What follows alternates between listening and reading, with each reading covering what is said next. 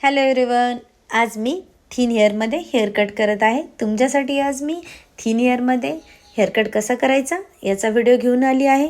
मी फ्रंटचे year two year section काढले आहेत आणि त्यानंतर मी बॅक साईडची सुरुवात करत आहे. हेअरमध्ये बाउन्स येण्यासाठी मी छोटे छोटे सेक्शन घेऊन प्रत्येक सेक्शन हा एक एक कट करत आहे आणि तिन्ही सेक्शन गाईडलाईन घेऊन याच पद्धतीने मी कट केले आहेत. आणि त्यानंतर मी बॅक साईडची गाईडलाईन घेऊन सर्व हेअर वरती एकत्र घेऊन कट केले आहेत.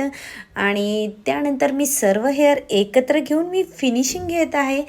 त्यानंतर माझी फिनिशिंगनंतर पूर्ण माझं हेअर कट कंप्लीट होत आहे. आणि बॅक साईडला बघू शकता तुम्ही, खूप सुंदर असा बाउन्स आला आहे हेअरमध्ये. जे थिन हेअर होते त्यामध्ये छान बाउन्स आला आहे. आणि सेटिंगनंतर बघू शकता तुम्ही, फायनली हेअर कटमध्ये लूक खूप सुंदर असा स्पाइस कट झाला आहे आणि बाउन्ससुद्धा आला आहे.